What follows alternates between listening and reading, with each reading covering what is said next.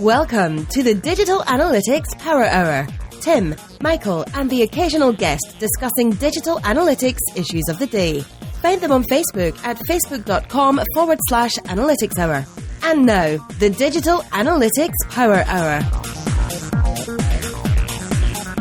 Hi everyone, welcome to the Digital Analytics Power Hour.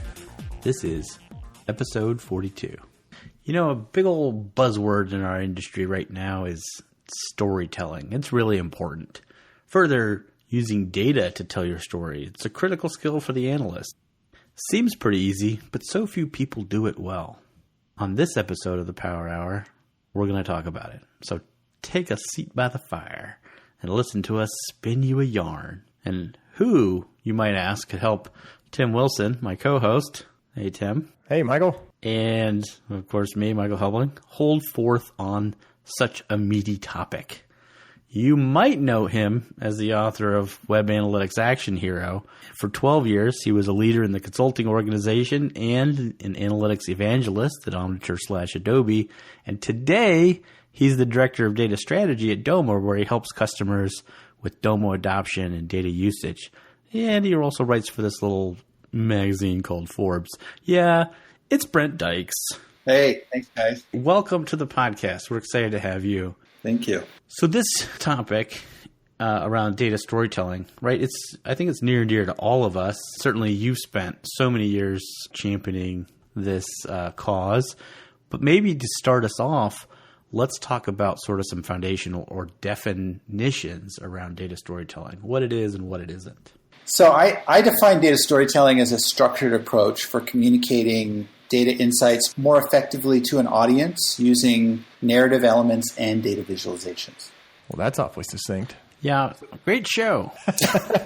We did it. So if you just write that down, I think that's probably what we should go with. But do you feel like, I feel like there are people who say data storytelling but aren't really thinking through. I guess maybe the narrative piece is where a lot of times I feel like people said, oh, I had 22 slides, so therefore they were in a sequence, and a narrative is a sequence of things, therefore it was a narrative, and it very much was not. To me, it seems like storytelling is one of those things that is just really difficult to really have a narrative thread that is things linked together. And yet sometimes people just label stuff as, sure, I'm doing data storytelling. Yeah, I would say a lot of people kind of look at data storytelling. A lot of work's gone into it from the data journalism side. And so you'll see a lot of that where a data visualization will be called a data story. And I think in some cases a data visualization could qualify as a data story, but not always. And in many cases it won't.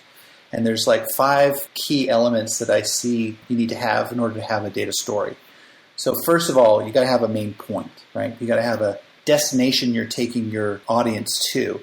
And sometimes as analysts, what we like to do is sometimes we find all these really cool things and we start like just, as Avinash Kaushal liked to say, data puking. And I don't really like that term. I don't like thinking of vomit and all the times that I have vomited. But you just basically load up on all these really cool insights. But really, you got to have a main point that you're trying to convey to your audience. And I think that's the first thing. The next thing is, the story itself has to take not a descriptive approach, but a explanatory approach. And so, when we're describing things, we might say, well, we're really focused on the who, what, and when. But when we're explaining something, we're going a little bit deeper, and we're trying to help the audience understand what's happening in the data and why and how.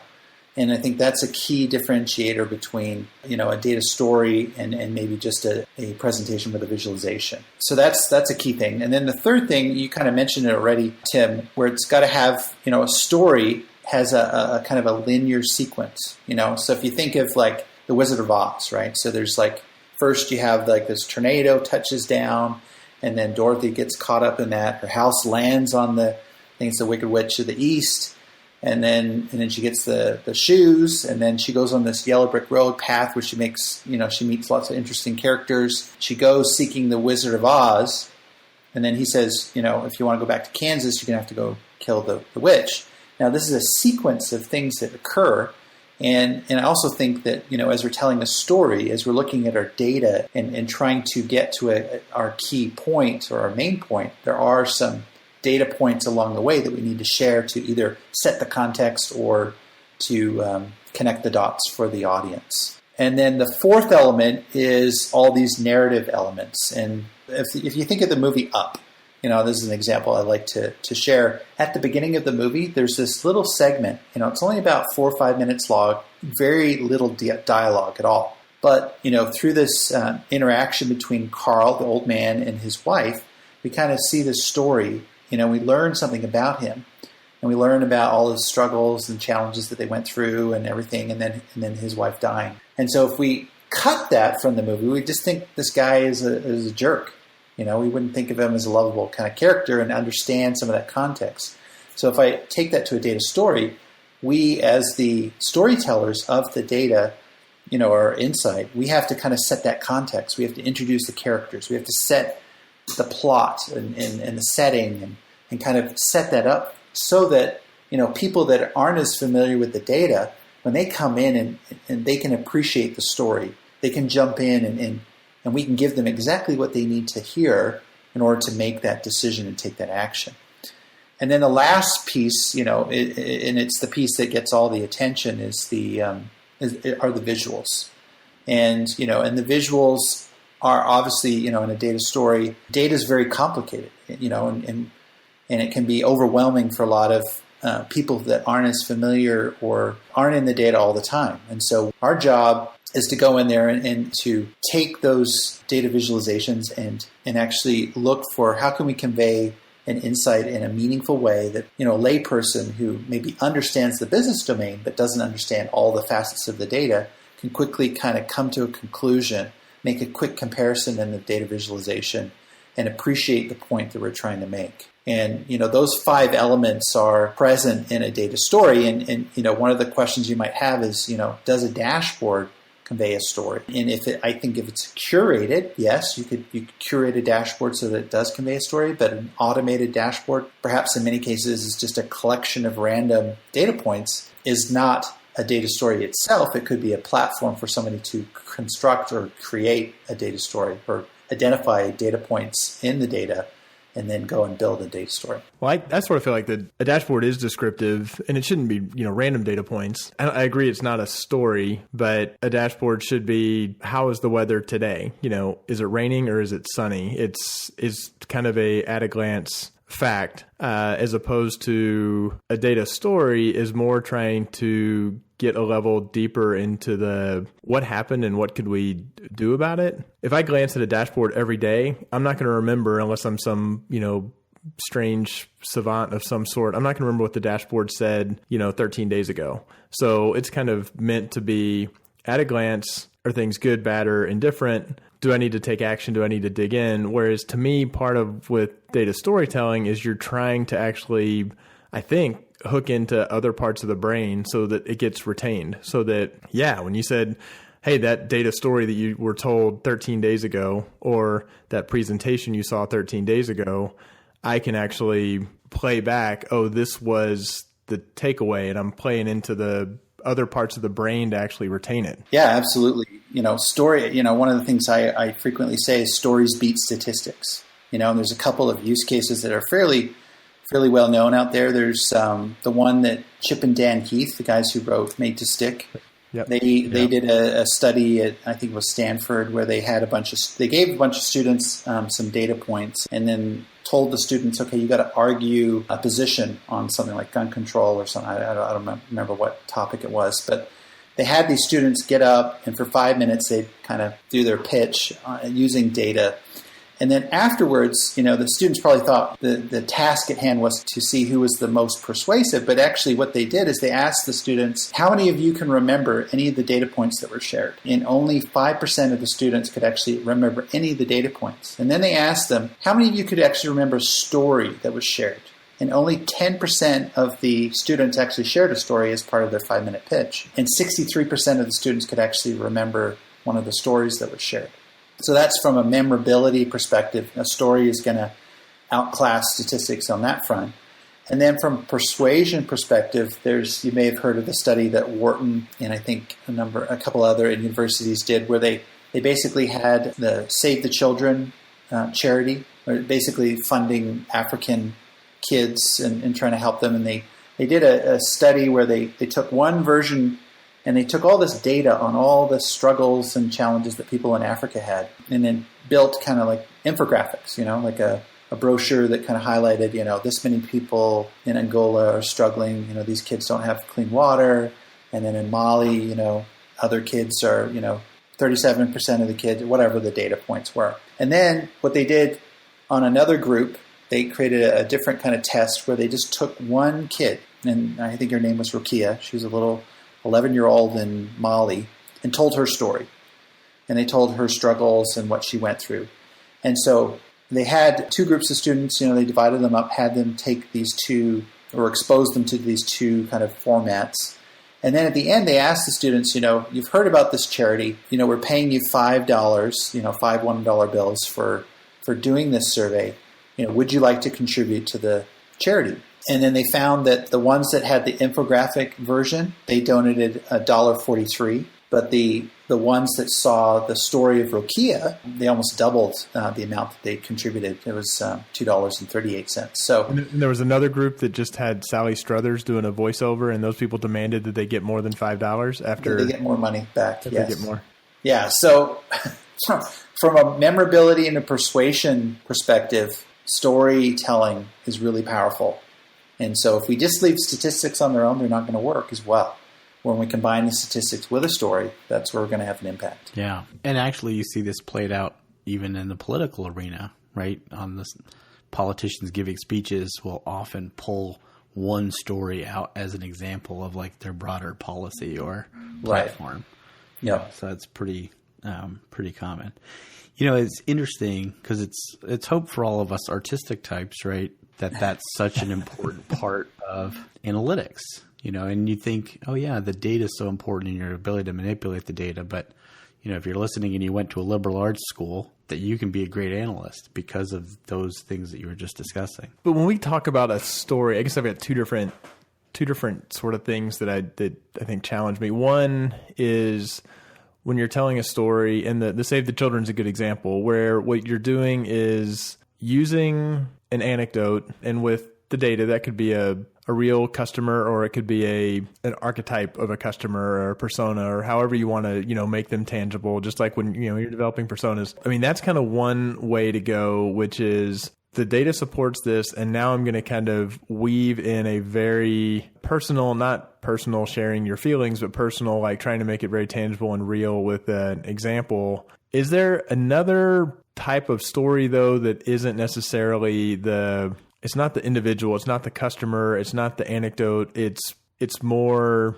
I don't know, it can be larger portions of data, that this thing happened, and then because that happened, I'm going to use maybe a horrible example, revenue's down. That's kind of the crisis. Well, we've dug into the data and we've realized that average order value is down. And we've dug in further and realized that our lines per order is down. Our revenue per line is fine. So it's classic analysis where you're kind of trying to break down. And that's certainly not how you tell the story, because that's in reverse. But then can you tell a story where you say, look, let's talk about what goes into revenue? Well, it's how many orders. And you know what? We're getting the same number of orders. Is that a valid type of story as well? Or is that still kind of too clinical and data-y? Or is it really kind of in the presentation? If done well with appropriate visuals, you can kind of help people understand the business better because you're illustrating the model and putting numbers behind it. Yeah, I mean, I don't think there's necessarily one approach, and I would say the first rule of data storytelling is understand your audience, right? So if you know that your audience would respond to one type of story format and not to another, then you go with what works for your audience. That's pretty important. But yeah, I mean, there's different elements of storytelling. One is the classical is to have a hero or somebody who represents, so Rokia was the hero of the story essentially. And your cart abandoner person that you build a data-driven persona around could be that hero of your story. But that I don't think you necessarily have to be locked into always having somebody represented as a hero. in your story. I think there are elements of storytelling like surprise and suspense and different things that you can incorporate into a story, and to get them engaged in the data. It might be more of, like to go back to your example, how do you think revenue really comes together? When we see a drop in revenue, what are all the different ways that can happen? And, and maybe it's part of your audience, like how deep do they know the data? Now, the one thing I think you have to be cautious about is what I call the analyst journey. So that's going down the path of, well, first I looked here, and then I took the data and I ran a linear regression, and then that didn't reveal anything. And then I got this other data set. When I combined it with this one, then that's when, and it's like, who cares? It's the story of me. It's a story. Yeah. So nobody cares about the story of you. Don't give them the book. Give them the movie. Right. Yeah. But take The Wizard of Oz. I feel like there are times, everybody's seen that movie a few times, where it feels like you are really just bouncing along with a bunch of adventure and excitement and events, but the real... you're really kind of waiting for them to realize that, people are getting self-realization about themselves. But the real kind of climax is that the wizard's behind the curtain. Sorry, I didn't say spoiler alert for anyone who hasn't seen The Wizard of Oz. Oh, boy. We're going to get letters. The tension between, when do you want to have the reveal? Because I feel like that, and maybe it goes hand in hand with giving the analyst journey and telling yourself that's a story. If you have an hour scheduled and you're 45 minutes in, you either have to really have them hooked and interested if you haven't actually given them the answer. So how do you balance that? You want to tell a story, you want it to resonate, you want to have some emotion and tap into those parts of the brain, but you don't want to not give them the answer so far into the meeting they might have gotten up and left for one reason or another. So again, it goes back to knowing your audience. And I think this is based on a conversation we had maybe a year or so ago, where what do you do with that executive who's just like, give me the numbers, give me the data, give me the insight. And they're not necessarily patient for that story to unfold and do the big reveal. So in those cases, with a lot of executives, they're time compressed, they're give it to me kind of mentality. And I think that's where you shift to more of a trailer, as a movie trailer instead of the movie, right? So you give them the teaser or the trailer. You give them the information, like I've done this analysis and I found that I've discovered a $2.2 million opportunity for our marketing campaigns, how we can optimize them. And it's, give them a little bit of the setting, a little bit of the setup. And that's where I kind of say, what you're asking for at that point is permission to tell a story. And if they want to hear that story, then they're like, tell me more, well, how did you get to that number? Oh, okay. Well, let me show you the number, and then now you've got their attention. They've given you permission to take more of a story approach. And then, you have an engaged audience at that point. Of course, that's a tall order for somebody who's 2 or 3 years into their career and they finally get an audience with the executive and they've sweated bullets and they have put together 75 slides. And I agree with you that you need to be flexible and you need to have your strongest opening and you need to have a couple of different ways that it can go. Like I know I've found myself doing that, saying, well, this is fundamentally going to go one of 2 or 3 different ways. And let me kind of think through how I'd want to run with it. Because I sort of know what the destination should be regardless, as opposed to, no, damn it, I'm going to tell you my story. Or no, I gave you the punchline and you were supposed to ask the tell me more question and you didn't. So I'm screwed. I don't know. Does it just come with practice? If you go in thinking you're going to try to do that and then it's just basically critiquing after the fact, looking into what you could have done differently? Yeah. I mean, if I was in that situation where I had that big, this is my first big moment, my big opportunity with that executive, there's no way I would go in there guessing on anything. I would be talking to their, I'd try and get an audience with their direct reports to kind of say, hey, I'm going to be meeting with Nancy and Nancy, this is my first big presentation and, she asked me to do this analysis and how, so you're going to be talking to her reports and saying, how do you think she'd want to see this or how does she typically take data, maybe even crafting, here's what I was thinking of showing her the data and then her reports might say, oh, yeah, no, she's going to want to see this and that. And, if it really did rest, a lot a lot did rest on that one opportunity, and I've invested a lot of work, I wouldn't want to just, screw it up. So, I think the key thing is to understand your audience, and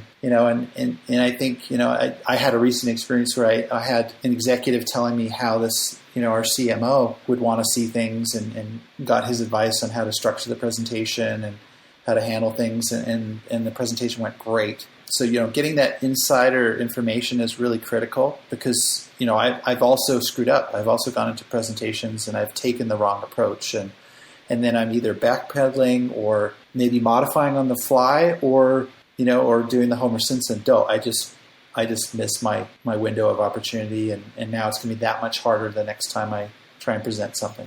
Yeah, and for situations where you might get surprised, it's always good to have sort of that elevator pitch, or I always tell people have a 30-second, 5-minute, and full version. Right. Because then if they've got, oh, hey, what's going on with this, blah, blah, blah. Oh, well, do you have a couple minutes? And then you can give them the 5-minute version. Or if they're, you're just in the elevator and you've got till the door opens, you do the 30-second version. But yeah.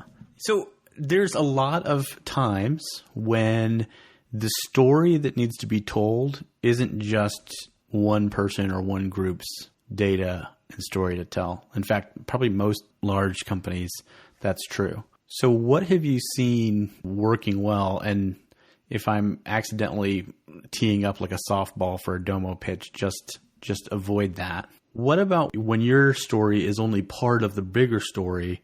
What have you seen, or what do you advise people to do in those scenarios to craft sort of the broader story, or I don't know if it's a meta narrative, but the overarching narrative of the business and what should be done? Yeah, I mean, I think it's important. You may have found an interesting insight in the data that you have access to. And if your spider senses are tingling that this is bigger than just, the data that you're currently accessing, then that would be where I think you got to be careful sometimes, because you can get really excited about an insight that you see in the data, which can then be easily countered or better explained in another data set. And so before I even craft the story at that point, I'm really still exploring the story. Do I have a story? Can I stand on this story? Is this insight that I have really something that we can run with? And it also goes back to action. If you think about, if you want to take action on this insight, is that across multiple teams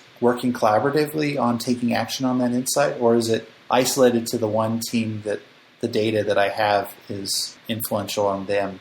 So I think those are some of the factors that I would think of is, do I have a sense that maybe this is bigger than just, or I need to confirm or bring in additional data to enrich the story I'm telling? And then obviously, what level am I telling the story? And if I'm looking at marketing data and I'm trying to influence marketers to do something, then that may be sufficient. If I'm trying to change a process that the company has in terms of how we operate, which touches marketing, but also maybe touches sales or touches customer service, then obviously I'm going to need to get help maybe from other people where I don't know that data set. I'm going to have to go to an expert for the Salesforce data. I might have to go to an expert for Eloqua or some of these other systems where I don't have the expertise in. And at that point, it may become more of a team effort than just me as the single data storyteller. Maybe it's, we're going to have to collaborate on this and tell a unified story across these different data sets that hopefully then, influences whatever change or action you want to occur. The upside of that is that you actually then probably wind up getting some cross-functional collaboration, and therefore probably you start turning the ship a little bit in some small way with people from different departments who are working together. The flip side is it may be 6 months before you can actually get everybody on the boat to actually leave the dock. It does take time. I used to actually run a weekly meeting in my analyst career called Story Time, where I invited specific people from different groups, and we would all bring our story or data, what we're seeing, and work together to sort of say, what's the overarching message? And it took a long time for us to realize that's what we needed to do, and that who the right people were from all the different teams. Was that was a team of analysts who were kind of validating that you're not chasing something prematurely, you're thinking it through and you're collectively building the story? Or was this, you weren't trying to convince, you weren't telling the story? There's a lot of things that can influence outcomes, right? It could be our brilliant marketing campaign. It could be, we just got a great product, and frankly, no matter how you market it, it's going to sell like hotcakes. It could be that, unbeknownst to you, it's over there going viral on, Snapchat. So those kinds of things are the things that you want to gather people together to like let you know, well, what are you seeing from how you look at this, and kind of incorporate that all into sort of the overarching story. And so it worked really well, because then when we would go into business review meetings or presentations, we would have that perspective from that other team to sort of say, and what we're hearing from other people is this is also, so on and so forth. And then we can kind of bring a more holistic message together, which I think in a lot of times, certainly in digital, can be lacking. Digital data, and that's, me and Tim and probably most people who listen to this podcast, that's our specialty. But digital data always for most companies has to be translated back in. And so our ability to be effective with insights has a lot to do with how we translate our stories back into the business metrics. So I think those things are really important and useful. Any opportunity to get additional context, especially when you see something weird in the data that you can't explain, being able to reach out to other people who may have additional context that can really, here's why, an example of this was I was working with a customer, and they had noticed a drop in their traffic on their site. And this is a high-tech company, and I went in and I was able to isolate it down to search traffic back in the days when we had keywords. A moment. Remember those days? A moment. Wait. Can we take a moment of silence for the... Yeah, hold on. We're all pouring out a little bit of our drink. And so the interesting thing was, as I was analyzing, I was noticing that a lot of this traffic was coming from MSN. And so this MSN traffic had no keywords associated with it, which was kind of weird. And so I was like, okay, well, all of the drop in your traffic to your site is from this decrease in traffic coming from MSN with no search terms. And I thought that's kind of weird. And then as soon as I brought that up to the customer, they were like, now I remember. Yeah, like MSN told us that we had a free trial promotional placement on their portal site for their small business center, and they, we got some traffic from them from that article or that placement or whatever, and then that expired recently. So they had the context on their side. I was just the external analyst doing this, but I didn't have the full context for what was going on within their business, and they did. And just sometimes if we don't have the full context, and it may be you're at the company even, and you didn't know that PR is doing something on their side with some kind of initiative, or paid search just rolled out a new vendor and they're trying some new things. And you never know, unless you talk to people and you're maybe even sharing the insight. Like, I don't know why this spiked or there's this dip or why things changed this month. Any idea that you have, and then once they tell you, it's like, now you've got a story, you've got more color to the story that you can share with your stakeholders. Yeah, no, that's absolutely right. Context is so important for analysis. And I guess that almost brings up the double-edged sword. If you tell a fantastic story that's super memorable, and then you realize a week later that you were missing some context, then unwinding that, there's like, well, you want it to be memorable enough that if you reinforce it, it sticks. But, in case you have to walk it back. Well, and actually, though, that's another challenge that businesses face is influential people and good storytellers, not necessarily great analysts, grab a hold of data and decide they're going to tell this story, and they start moving people in a certain direction, and you're like, no, stop. What do you guys think about how do you manage that? Like, it's sort of a governance question, but it's sort of a soft one, right? Who's allowed to go in and give us insights and data stories? I mean, mistakes can be made, and if somebody's running with data that not necessarily the right data?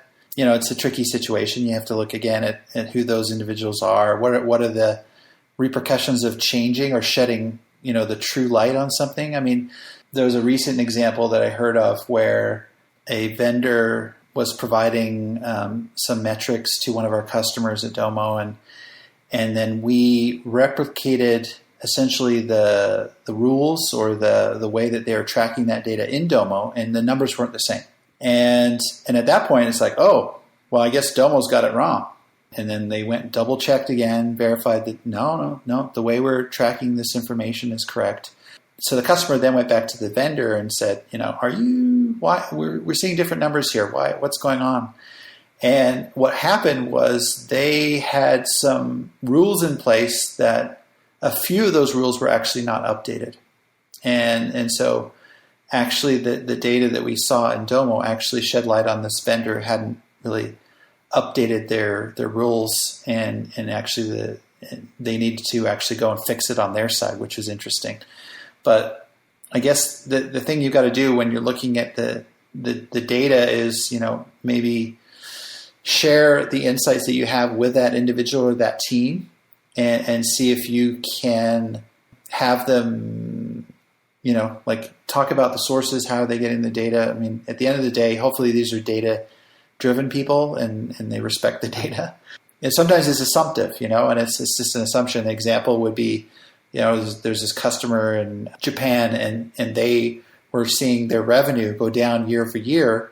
And everybody in the Japanese division of this e-commerce company were like, oh, that's all because of the currency fluctuation that's occurring, and basically, the executive in this org was basically watching people wash their hands of this drop in revenue.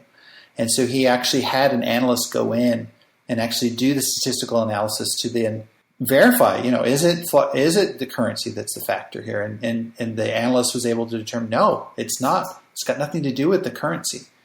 And once the executive had that information, he was able to go to his team and say, it is not about the currency at this point.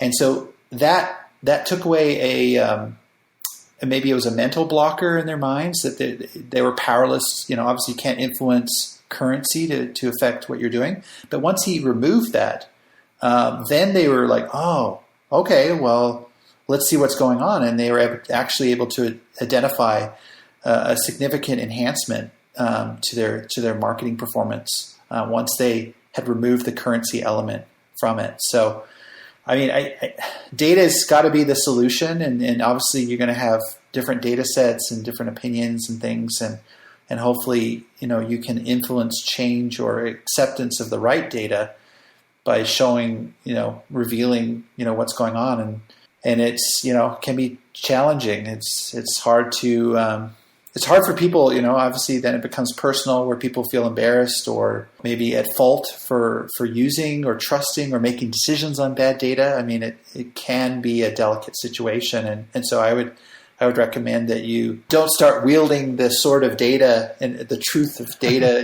through lots of people. Remember that budgets could be shifted based on the new data you have. People can be embarrassed. Power can decrease. I mean, these are all interpersonal, emotional responses that can be generated to this. So I would be careful. And again, it goes back to your audience. Know your audience. It's interesting as we're talking and it is time consuming, right? To say, if I want to tell a good story, I've got to be damn sure that it's an accurate story. I have to craft the story. I have to know my audience. I may have to do some trial runs of telling the story because I have to edit it. One of those things on the accuracy, I've got my system. The classic one, take media, display media, and they've got their pixels, and we've got our web analytics, and we're looking at it. Nobody's expecting them to match up. But the fact is, to me, I kind of want to collaborate and say, if we can come up with if we're off by 20%, that's really not that bad. If it's trending in the same direction, these are totally different data collection mechanisms. I always feel much better when I have triangulated. And sometimes that's within the web analytics tool. Say, well, I'm going to look at look at the data this way. Now, in theory, I could make a segment and look at something totally different, and it should sort of show the same thing. Okay, once I've seen it twice and it's showing directionally the same thing, I've got a lot more confidence. I tend to be, the bigger the insight or the aha, the more I want to go find another person to find the same thing with their data. You know, it's kind of the opposite of a single version of the truth. I want to find 3 different versions of the truth and say, you know what, they're all close enough that we can get on the same page. And that's a good way, I think, to usually loop those people in. And if they say, well, we're seeing the exact opposite, well, then you're probably uncovering a data issue, and there's value in that too. I die a little bit. Like we can't really count that as a business win at the end of the day, that we found messed up data in our system and we've been making decisions on that data for a while. But the fact is, finding it is a hell of a lot better than not finding it and proceeding for another year or two. So I don't know. It just took me down a tangent of when people are like, no, my data is right. Like, we're not arguing about which data is right. We're trying to figure out how do we reconcile it so that we're comfortable that both are right enough that we're all comfortable with the story that we're telling. No, I found that even combining data from different places. So, I mean, the classic example is leveraging sort of like a voice of customer data set with your digital data to provide a qualitative backbone to a quantitative data set is really helpful for kind of getting unity around that as well. Yeah, this is a great discussion. And I feel like we just don't, I mean, we never have enough time to really cover it, but I feel like I could talk about this for about 2 more days, but we can't. So let's wrap up. But before we do that, there's a segment we like to do on the show called Last Call, where we go around and talk about something we found that's interesting or fun or cool that maybe people might want to check out. Well, if you're interested in this topic of data storytelling, I actually published a really comprehensive article on the subject on March 31st on Forbes. And the title of the article is Data Storytelling, the Essential Data Science Skill Everyone Needs. But yeah, it goes into a lot of the ideas that I have around data storytelling and how powerful it can be, you know, for anyone really that uses data, and people who are using data today is expanding. You know, it's not just the analysts, not just the data scientists, but it's everybody, you know, everybody down to frontline employees sometimes are trying to use data and tell a story. So you're not by any, I mean, I don't know the answer to this. You're not slated for any upcoming conferences where you're going to be conferences or webinars where you'll be talking about data storytelling. I feel like I've seen you speak on it a few times, and it's very compelling and with visual and audio as opposed to just audio.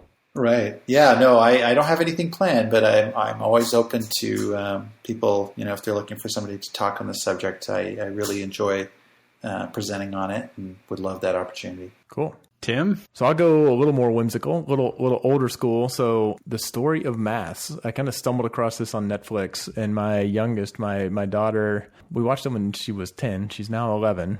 And it's kind of fascinating. It goes all the way back to, you know, the discovery of zero, you know, how long we went without having zero, and kind of early trigonometry and the need to be able to measure non-square areas to figure out land and taxes back, you know, way back when. It's a 4-episode series. If you've got a burgeoning analyst as a child, it's appropriate to watch with them. The guy who does it is a British mathematician. So as John Oliver would say, he sounds British, so it even sounds smarter and it's fun to listen to. But it's a neat little nerd Netflix time. Nice. What's your last call, Mr. Helbling? Well, I ran across something, and I feel like I've known about it, but ran across it again recently, and I'm just find it constantly amazing and useful. It's a website where you can grab mock data for anything. It's called mockaroo.com. But you just put in a couple simple things, hit the button, and it'll spit out, like, you know, a CSV file or something with just all that data, which is super great for mocking stuff up or, you know, getting some stuff, because from time to time you want to do stuff like that. I mean, you know, work with real data most of the time. Well, if you're mocking up a dashboard, I mean, you're right. Like, you actually lose credibility when you say, "Oh, every one of my little spark lines is exactly the same," and you try to tell them that no, that's just the mock-up. If you can throw some variation, that's cool. There. Mockaroo. Yeah, it's cool. Fun little tool. I can't remember where I heard about it, but somebody told me about it. Is there a Domo connector for Mockaroo? That would be awesome. We actually use Mockaroo on some of our mock-ups and stuff. Oh, nice. I don't know if there's a connector. There might be. Well, given that Awesome. If you want to just share random data within your organization. Oh, that's awesome. Yeah. Look at this amazing chart. Yeah. This is all random. What's the story of this data? Chaos. No, but it does spit it out in a CSV, which would be very easy to import into a tool like Domo. Or R. Or Tableau. Are we allowed to say that? Or Excel. Or Excel. Well, just open.